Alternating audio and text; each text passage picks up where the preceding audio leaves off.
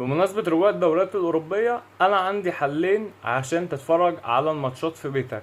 أول حل الاي بي تي في. الاي بي تي في السعر بتاعه مناسب، لأن هو الاشتراك بتاعه سنويا، يعني في السنة ممكن تدفع لك تقريبا 400 450 جنيه، وتتفرج على كل حاجة. كل الماتشات هتيجي لحد عندك على الشاشة أو على الكمبيوتر أو على التليفون أو على الريسيفر، لو عندك ريسيفر بيقبل نت.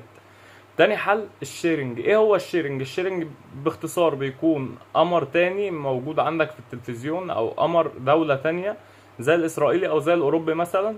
بنحط لها حاجة اسمها سيرفر، بتفتح القنوات المشفرة اللي على القمر ده، فبتتفرج بالتالي على الماتشات بجودة عالية اكنك بتتفرج عادي. ايه الفرق ما بينهم يا احمد؟ الاي بي تي في ممكن يسحب معاك في الساعة الواحدة بالنسبة للنت 5 جيجا ل 10 جيجا. الشيرنج اوفر. الشيرنج بالنسبه لاستهلاك النت بيسحب 5 ميجا او 10 ميجا في الساعه، يعني مش استهلاك اصلا، بس لازم يكون القمر متركب عند حضرتك فوق السطح. ازاي متركب ازاي القمر متركب عند حضرتك فوق السطح؟ يعني لازم يكون في طبق تاني مثلا غير النايل سات. فبالنسبه لك انت الاي بي تي في، لو عندك نت قوي اشترك. ده كده كده هيديك كذا خدمه. بالنسبه للافلام والمسلسلات، هو عليه مكتبه افلام ومسلسلات زي نتفليكس زي شاهد. تمام.